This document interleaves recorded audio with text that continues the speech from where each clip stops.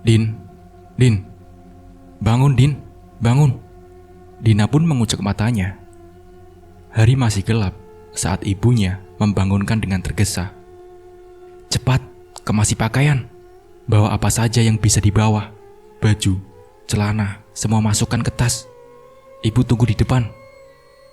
Halo, gimana keadaan Kakung? Iya, ini kita segera ke sana. Kamu tunggu di sana secepatnya. Kita menyusul, kata ibu dari telepon. Cepetan, kamu malah bengong. Sebagian udah ibu siapkan itu di tas. Tinggal tambah apa yang menurut kamu harus dibawa. Kenapa mesti buru-buru sih, Bu? Orang Mbak Kakung juga nggak kemana-mana kok. Orang lagi sakit, kata Dina kesal.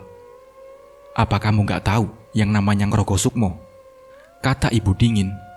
Prak! Suara figura pecah membuat nafas Lastri memburu.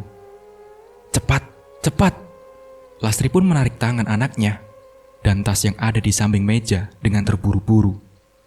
Lastri menyuruh anaknya masuk ke dalam mobil dan menjalankan mobil dengan kencang. Kamu gak pernah dengar kata bapakmu, keluarga kita ini berbeda. Jangan sembarangan kalau ngomong, tahu gak? Kata Lastri kalut. Karena memang yang dikatakan bapak gak masuk akal. Figura jatuh juga pasti karena angin. Gak perlulah Bu, sampai berlebihan, kata Dina kesal.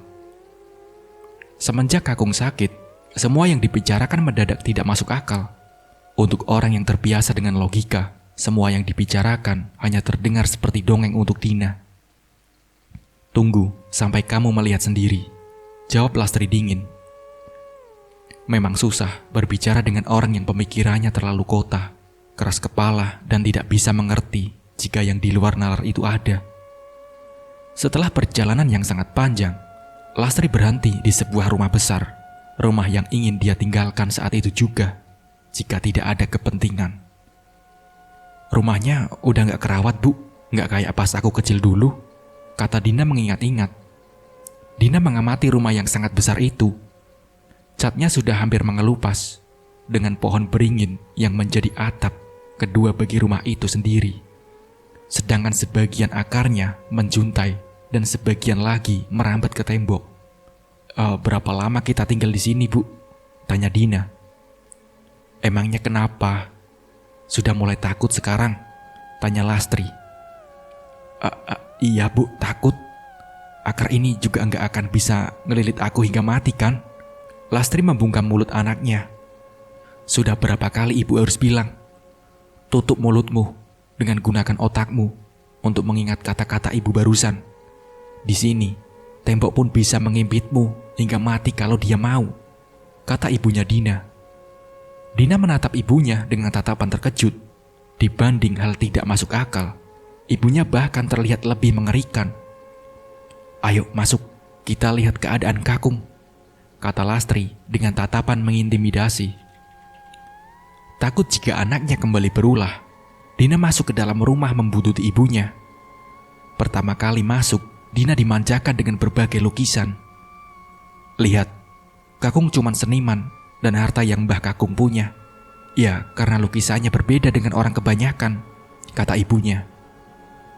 Dina pun berhenti pada sebuah lukisan yang berukiran paling besar, menampilkan sosok tak berkulit, tak berdaging, badannya tinggi menjulang, tinggal tulang, dengan mata merah menyala dan gigi taring yang terlihat tajam. Angklek-angklek balongan wesi, baca Dina. Jadi ini? Tanya Dina tanpa memalingkan pandangan kepada lukisan itu. Lastri tak enggan mengulang semua penjelasan yang sudah susah payah dia jelaskan. Kakung, kata Lastri. Semakin mempercepat jalannya, Dina pun mencoba mengimbangi langkah ibunya yang kian cepat, seperti setengah berlari. Dina pun membelalakan matanya saat dirinya sampai ke depan kamar Kakung yang terbuka. Di dalam ada 4 orang yang sedang memegangi Kakung. Badan Kakung begitu ringkih, kulit dan dagingnya sudah melekat, menonjolkan setiap urat dan barisan tulang di badannya. Namun tenaganya seperti berbanding terbalik. 4 orang banyaknya yang memegangi badan ringkih Kakung, namun masih saja kewalahan. Raung Kakung terus menerus. "Kung, aku ini Lastri, Kung, menantumu. Aku bawa Dina," kata Lastri memegang tangan mertuanya. "Dina, cucuku?" tanya Kakung dengan suara berat.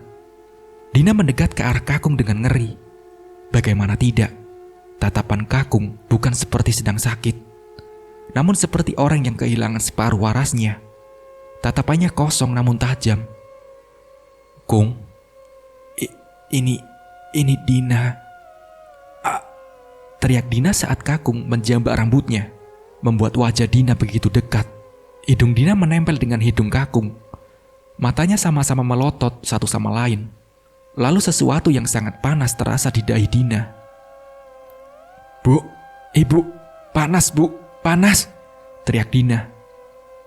Namun bukannya menolong, Lastri hanya mengusap tubuh putrinya pelan. Lambat laun, sesuatu yang panas itu menjadi dingin, diiringi dengan tangan Kakung yang kian melemah di kepala Dina. Hingga akhirnya Kakung lemas dan rubuh ke kasur.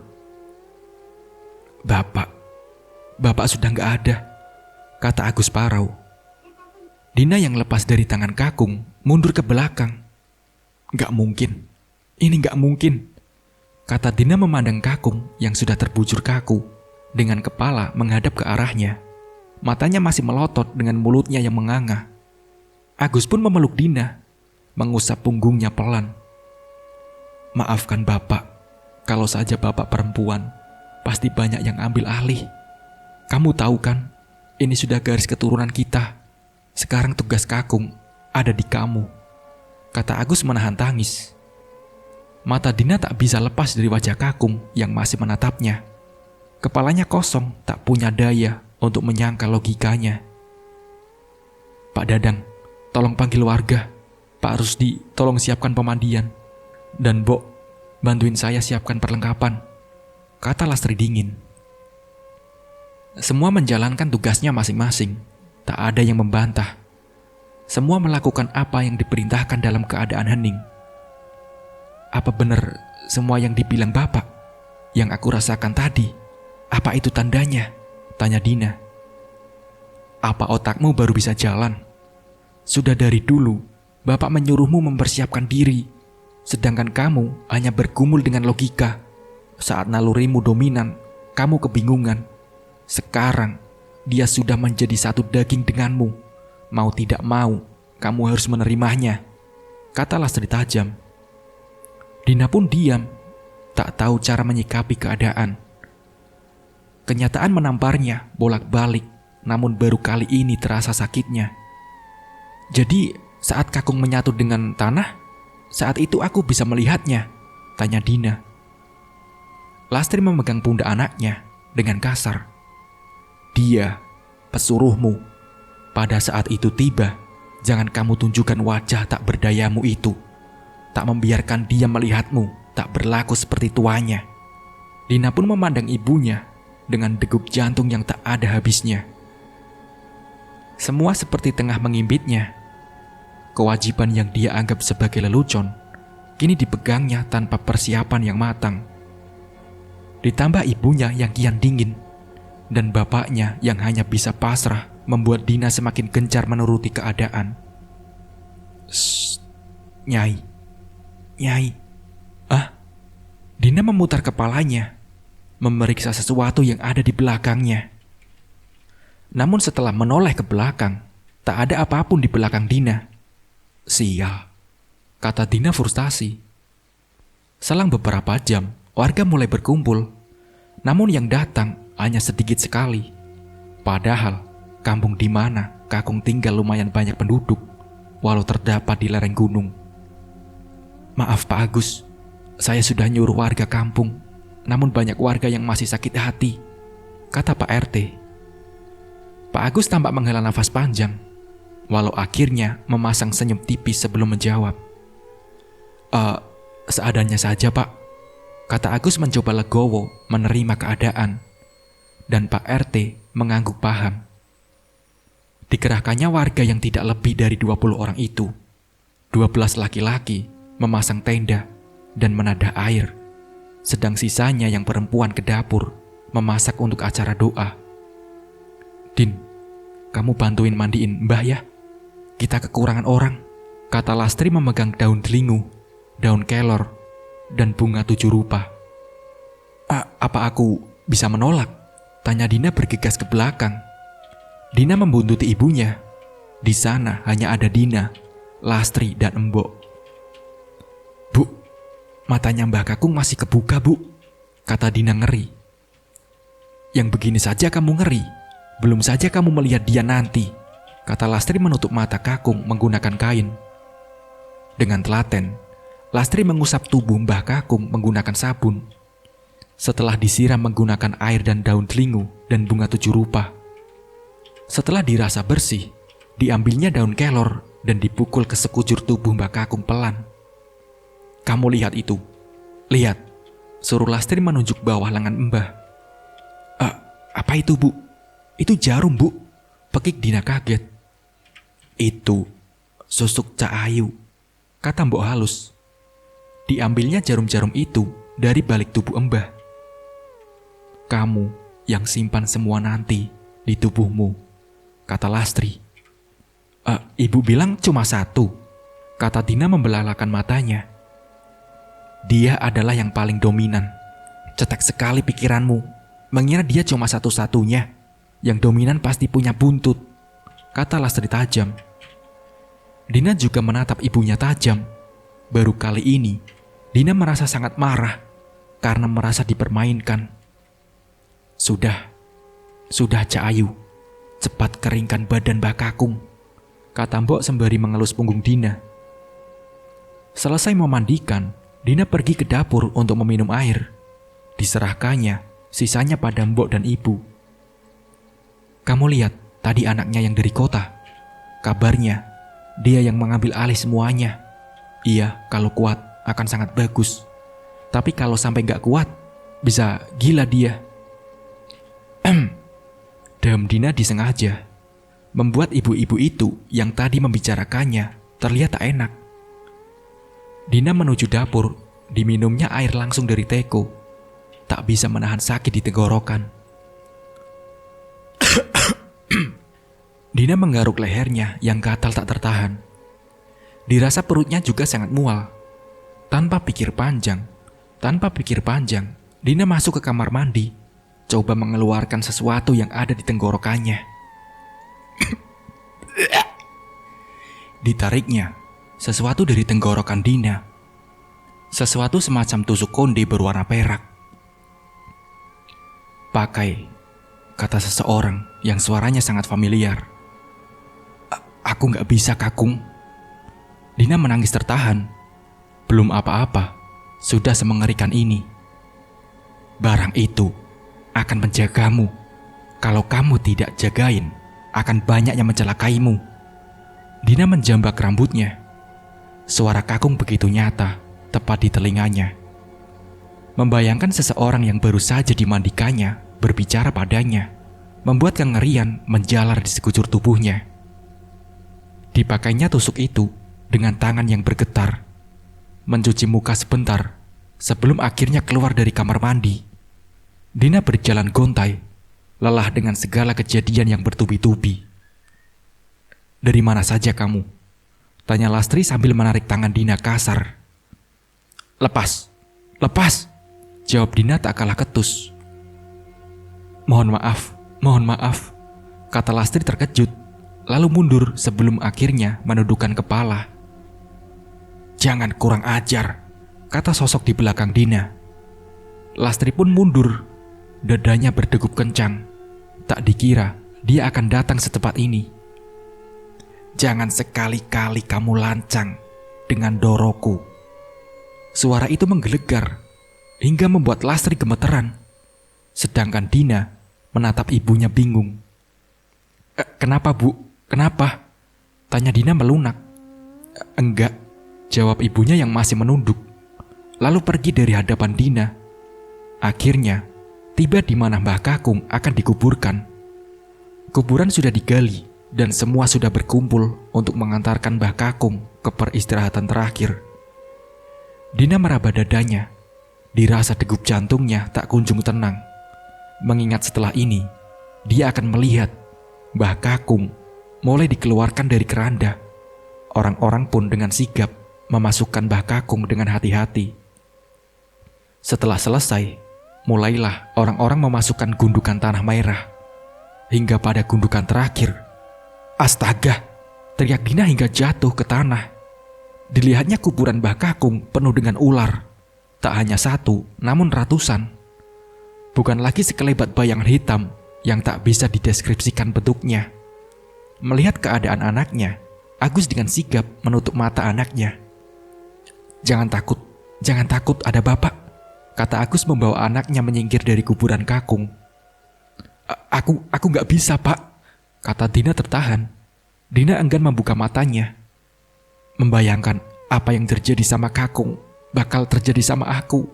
Aku gak bisa, Pak," kata Dina lirih.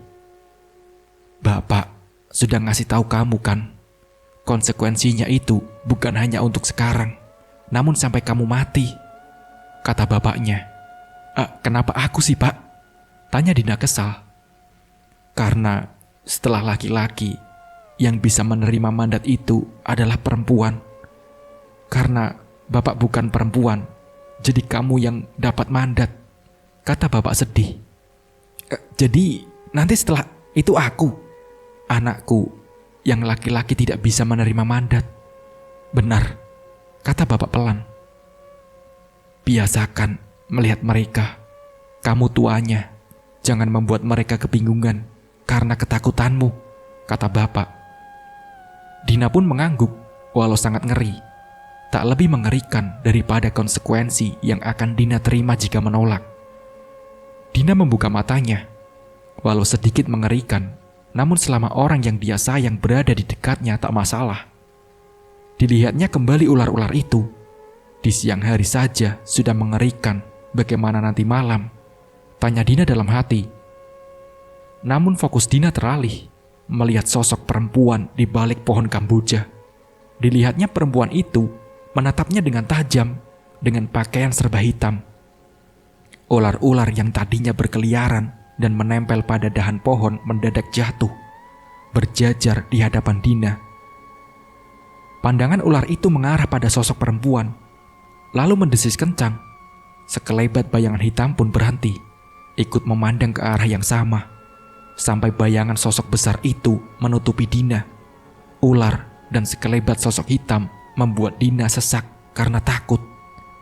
Jika bayangannya sebesar ini, lalu bagaimana wujudnya? Tanya Dina dalam hati. Geram sosok itu menggelegar, membuat perempuan di balik pohon kamboja itu membelalakkan matanya dan pergi dari balik pohon itu. Dina yang tak kalah kaget pun menyeringkuk, memegangi telinganya, membuat pandangan orang itu tertuju padanya. Nyai, tanya suara besar di belakangnya. Aku gak apa-apa kan? Kata Dina dibuat tegas. Kembali menopang badannya yang sempat rubuh, menyeringkuk menahan takut. Aku mau pulang, kata Dina pada Agus dengan tatapan memelas. Badannya lelah. Sebelum doa, dia ingin istirahat sebentar. Tapi di rumah akan lebih parah dari ini, kata Agus mengingatkan kepada Dina. Jika masih memiliki banyak tenaga, ingin sekali Dina berteriak sekencang-kencangnya, meratapi nasib sial yang menimpa dirinya. Namun karena sudah sangat lelah, Dina memilih tidak mendapat segala kemungkinan yang akan terjadi. Ya sudah, ayo kita pulang, kata Agus membantu anaknya berjalan. Dina dan Agus berjalan dalam hening. Namun saat hampir mendekati arah rumah, terlihat sosok perempuan berbaju serba hitam tadi sedang cekcok dengan Lastri. Agus pergi terlebih dahulu, mencoba untuk melerai keduanya. Namun alangkah terkejutnya, perempuan tadi saat bertemu dengan tatapannya Dina. Belum saja Dina menanyakan sesuatu, perempuan itu sudah buru-buru pergi, dengan membawa wajahnya yang menampakkan ketakutan yang amat sangat. Namun diabaikannya perempuan tadi. Dina memilih masuk tanpa memperhatikan sekitar dan langsung tertidur ditemani Mbok. Dina sengaja menyuruh Mbok tetap berada di sebelahnya, agar jika membutuhkan sesuatu, Dina tidak perlu mencari orang untuk memenuhi kebutuhannya. Dalam tidur, sayup-sayup, Dina mendengar suara gamelan, diiringi dengan tawa yang menggelegar. Diikutinya suara itu, hingga ke suatu ruangan yang penuh dengan wanita-wanita cantik. Semuanya melenggak-lenggokkan tubuhnya dengan mata kosong dan senyum yang menyeringai. Tolong! Ah! Sergap Dina bangun dari tidurnya. Tolong! Dina pun menoleh ke belakang dengan gusar. Dina mengusap wajahnya kasar. Keringat dingin mulai membasahi wajahnya. Sial, aku tidak bisa membedakan mana yang mimpi dan mana yang nyata, kata Dina. Dina menatap ruangan kamar yang kosong. Dicarinya Mbok yang tadinya duduk di samping kasur, namun sekarang sudah tidak ada. Mbok, si Mbok, teriak Dina frustasi. Dina, di ruang kosong dekat lukisan itu. Suara itu tepat di telinga kanan Dina. Tolong. Dina pun menengok. Cak Ayu, tanya Mbok menepuk-nepuk pipi Dina. Mbok, panggil Dina memeluk Mbok. Cuman mimpi Cak Ayu, cuman bunga tidur, kata Mbok menenangkan. Malam berganti pagi, begitu seterusnya. Sampai pada hari ke-7 Mbah meninggal, sekarang Dina sudah mulai terbiasa melihat ular berserakan, melihat sekelebat bayangan hitam. Selain itu, tak ada yang dia lihat. Sosok angklek-angklek itu pun selalu berada di belakang Dina. Belum pernah dilihatnya sosok langsung dari angklek-angklek itu sendiri. Langkah Dina terhenti pada sebuah ruangan kosong dekat lukisan. Setiap malam, sebuah mimpi selalu membawanya ke ruangan ini, memperlihatkan satu perempuan di antara perempuan lain yang sedang menari. Namun tatapannya begitu sedih dan selalu menyendiri. Selalu meminta tolong, tapi tak pernah mengatakan alasannya. Beberapa kali juga Mbok masuk ke ruangan ini. Namun Dina tahu benar meruat barang pusaka Mbah Kakung hanya saat malam Jumat. Selain itu tidak pernah. Ada sebagian hal yang sebaiknya kamu tidak perlu tahu dan tidak mencari tahu soal itu, kata Lastri pelan. Pasti banyak yang kalian sembunyikan dariku, kata Dina dingin. Kamu belum cukup untuk memegang semuanya, kata Lastri tajam. Tapi aku tuanya, kata Dina. Bocah keras kepala. Kalau mau masuk, masuklah.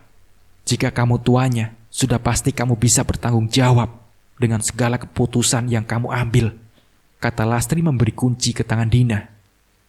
Dina pun menggenggam kunci itu dengan dahi yang berkerut, walau paham betul dengan apa yang dikatakan ibunya. Namun Dina tak berpikir akan semudah ini mendapatkan kunci.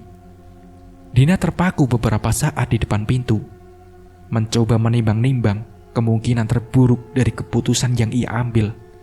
Hingga akhirnya Dina memutuskan untuk masuk.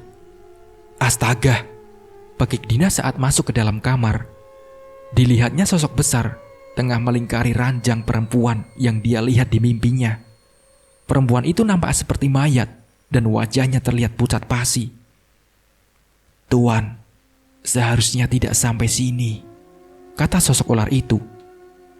Dina mengumpulkan oksigen saat dirasa terlalu sesak untuk berbicara karena keringanannya. Itu siapa? Tanya Dina. Batur. Batur. Ulang Dina yang masih bingung dengan istilah itu. Batur. Doro Dayang, kata ular itu menjelaskan. Untuk apa dia kesini? Kalaupun dia batur, kenapa wajahnya pusat pasi? Tanya Dina penasaran. Ular itu pun mendesis dan kian mendekat, membuat Dina merinding karena wujud ular yang 3 kali lipat besarnya dari badannya sendiri. Bayaran angklek-angklek karena sudah menolong orang, Tapi orang itu malah enggak punya rasa terima kasih. Malah mau bikin gara-gara sama tuan karena ingin memiliki susuk dan tusuk konde yang ada di rambut tuan. Kata sosok ular itu, maksudmu orang itu tumbal? Dan orang yang sudah menumbalkan dia mau mencari gara-gara sama aku? Tanya Dina. Iya, seperti itu. Kata ular itu kembali melingkari ranjang. Terus kenapa dia menginginkan susuk dan tusuk konde yang aku pakai? Tanya Dina lagi.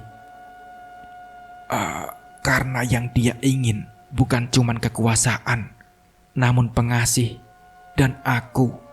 Dina pun membelalakan matanya.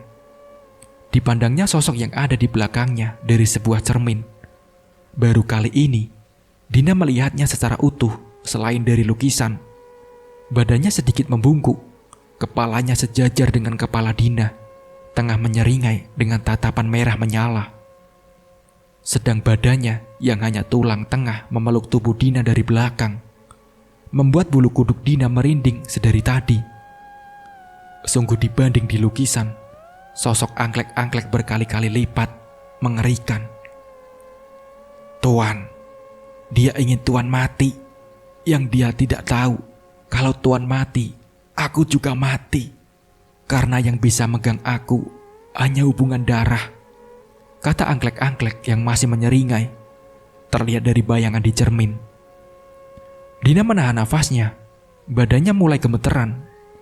Belum saja dia terbiasa dengan mandat yang dia terima. Sekarang ada seseorang yang menginginkan nyawanya. Dilihatnya seorang perempuan yang terbaring itu, tersirat di benaknya. Apakah nanti kalau aku mati, aku akan terlihat seperti perempuan itu? Tanya Dina dalam hati. Tidak, yang kamu lihat, dia belum mati. Kata angklek-angklek tajam membuat deru nafas Dina semakin berat. Kamu, Tuan, kita sudah jadi satu daging, satu badan. Apa yang kamu rasakan, apa yang kamu bicarakan, walau itu suara dari hatimu, aku tahu. Jadi jangan sekali-kali punya keinginan untuk menolakku. Tuan pasti tahu kesepakatannya. Kata angklek-angklek dingin. Dina memejamkan matanya. Sekarang badannya bukan lagi gemeteran, namun rasanya seperti terserang dingin yang teramat sangat. Setelah beberapa saat memejamkan mata, Dina mencoba meraba gagang pintu. Masih ditutup rapat-rapat matanya agar tak melihat angklek-angklek yang terus menyeringai. Setelah mendapatkan apa yang Dina cari, segera dibukakan pintu. Namun belum saja pintu itu terbuka, ada sesuatu yang menahan tangannya. Kamu harus menolong aku, teriak seorang perempuan yang selalu hadir dalam mimpinya. Namun Dina yang sudah terlalu lelah dan takut, suara itu sudah tidak menyentuh ataupun melunakkan hati Dina, namun membuat Dina sangat kesal. Apa kamu gak tahu, untuk menyelamatkan diriku sendiri saja, aku kesusahan, kata Dina dingin. Dina keluar dengan degup jantung dan mata yang perlahan-lahan dibuka. Coba dilupakannya rasa kesal dan rasa bersalah yang datang secara bersamaan. Dan setelah jauh dari kamar, terdengar suara seperti orang yang tengah berdebat.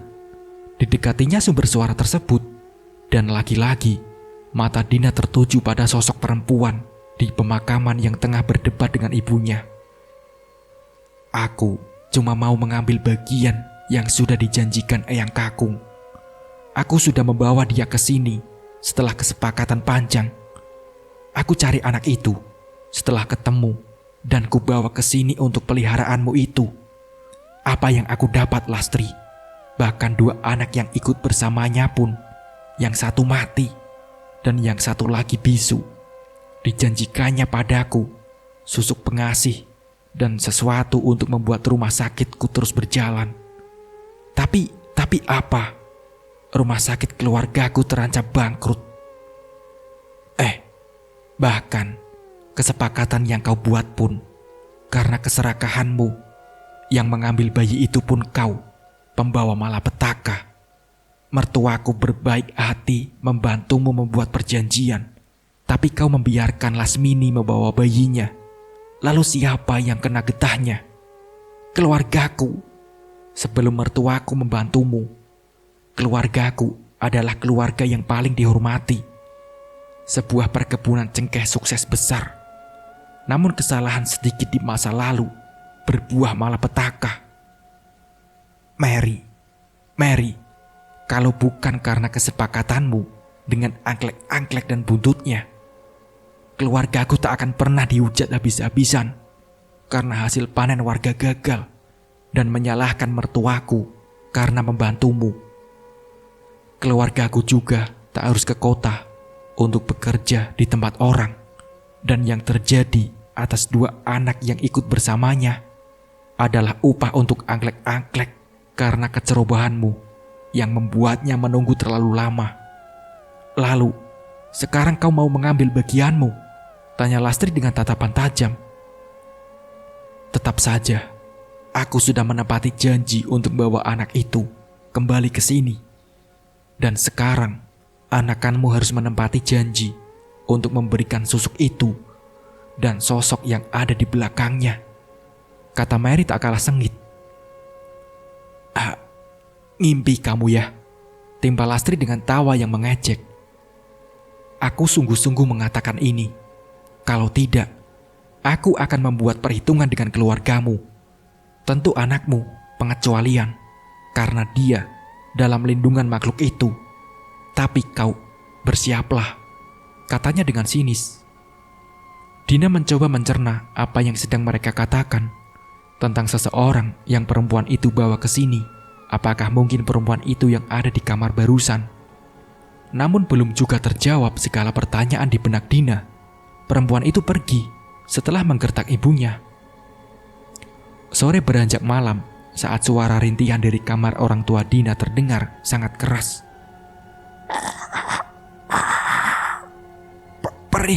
Perih bu, panas. Dina beranjak dari kasurnya, berlari ke arah sumber suara. Ibu,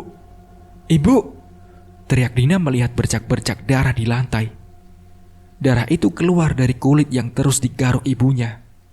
Luka yang tadinya kecil terus melebar, dikoyak terus-menerus karena rasa gatal yang begitu hebat. Agus pun tak kalah kalut. Sedari tadi mencoba menghentikan tangis istrinya yang terus-menerus menggaruk kulitnya. Ibu, sudah bu, sudah. Bukan hanya tangan saja, namun tenggorokan dan wajah Lastri sudah koyak.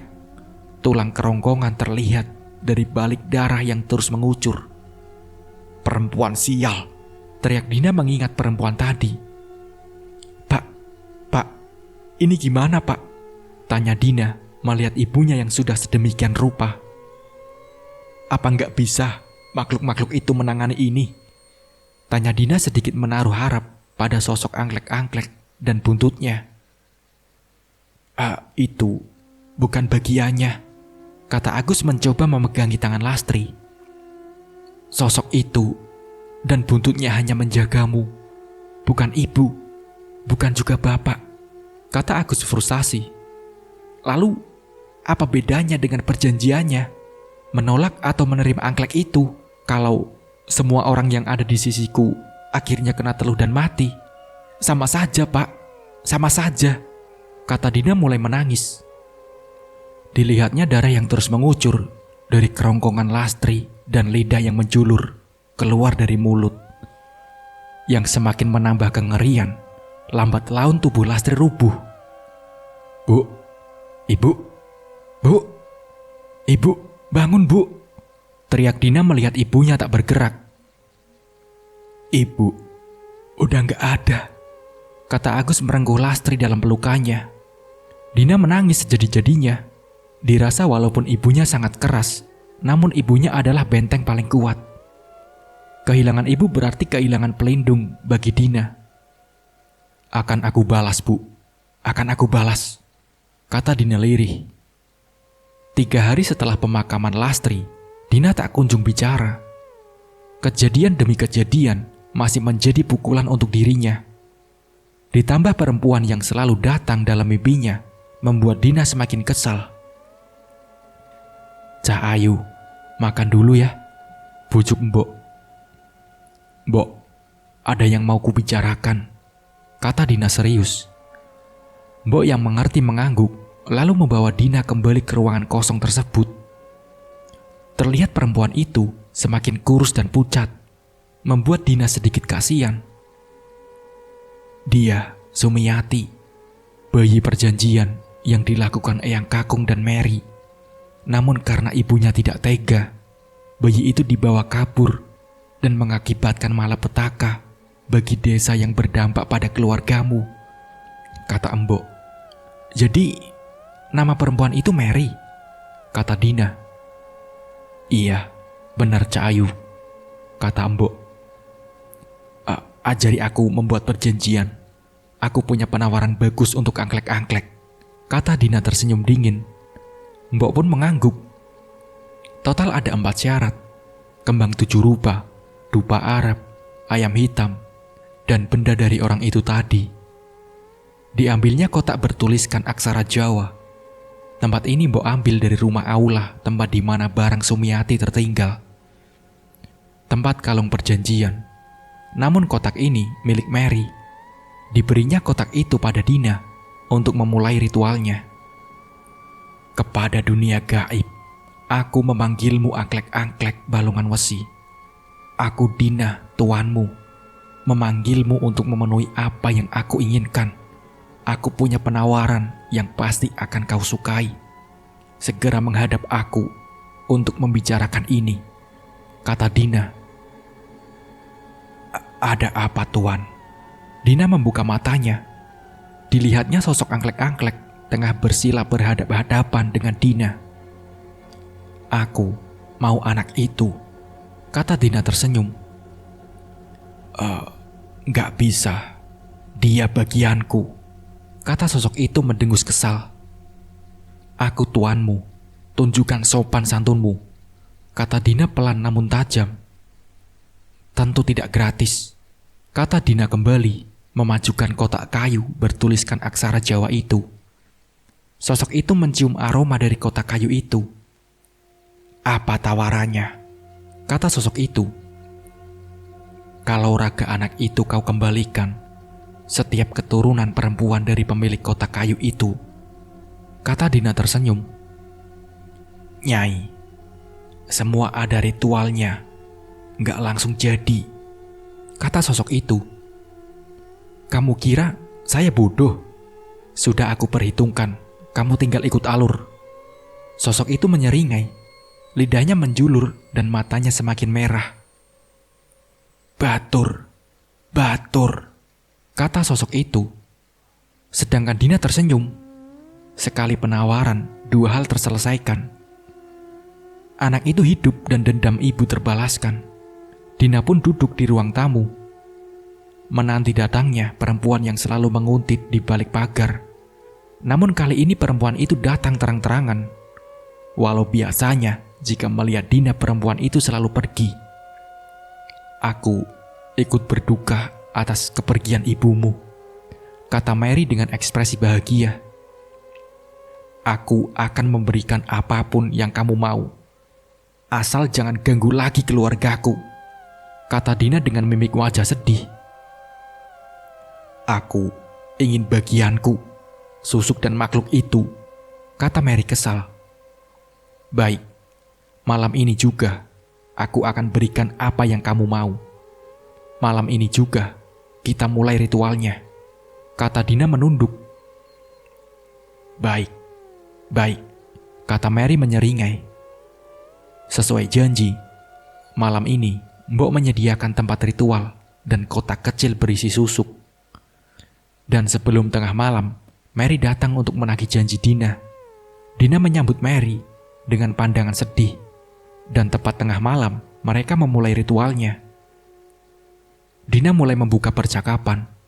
Dina juga sudah memberi selembar kertas untuk Mary baca setelah Dina selesai memberi penawaran pada makhluk itu.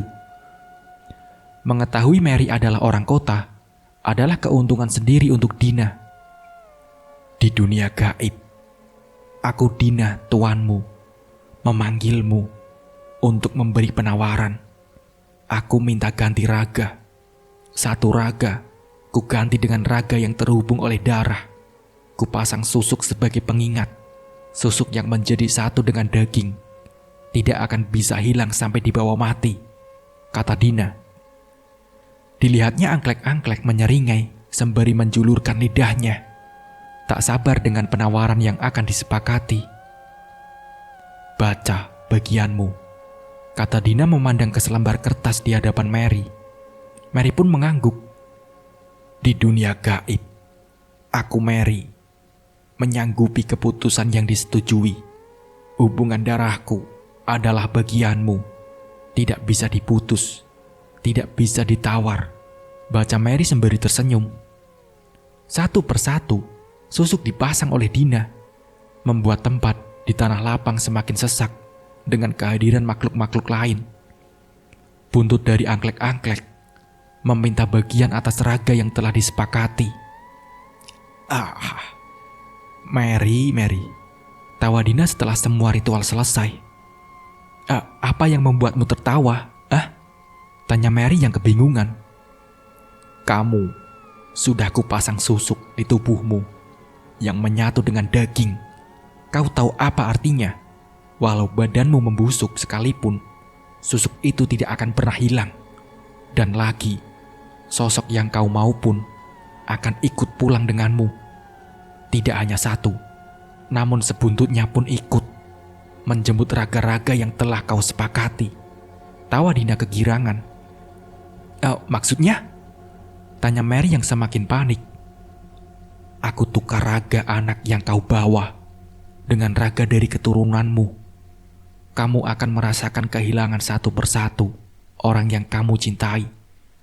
Sebagai balasan untuk tempat tinggal yang terimpas, kepercayaan warga desa yang hilang, untuk anak yang kau tumbalkan, juga untuk kematian ibuku, kata Dina. Kegirangan di wajah Dina berubah menjadi tatapan amarah. Didorongnya badan Mary yang membelalakan matanya, tak percaya jika semua berbalik ke arahnya. Pergi dari sini, kata Dina marah. Reaksi dari Dina membuat angklek-angklek berdiri di belakangnya. Aura dari Dina pun membuat angklek-angklek semakin besar dan mengerikan. Geram angklek-angklek membuat Mary berlari sekuat tenaga. Apa yang kau tunggu? Ambil bagianmu, kata Dina. Perintah dari Dina membuat angklek-angklek mengejar Mary, diikuti oleh makhluk-makhluk lain yang tak ingin kehilangan bagiannya. Dina pun terduduk, badannya gemetar, tangisnya pecah, semua memori berkelebatan di kepalanya. Semua kekalutan tersalurkan juga, dendam yang tuntas terbayar. Namun sekarang dia seorang diri. Andai dia mendengar ibunya dan menggunakan otaknya lebih cepat, mungkin ibunya masih di sini. Dina, makasih. Pelukan seseorang membuat Dina terenyak. Ditatapnya yang selalu hadir dalam mimpinya, ditemani mbok dan juga bapak. Aku Dina, kata perempuan yang menatapnya dengan senyum tipis. Sama, aku juga Dina, jawab Dina. Nah, seperti itulah ceritanya. Semoga dari cerita ini kita bisa mengambil hikmah dan pembelajarannya. Mungkin cukup sekian dari saya. Wassalamualaikum warahmatullahi wabarakatuh.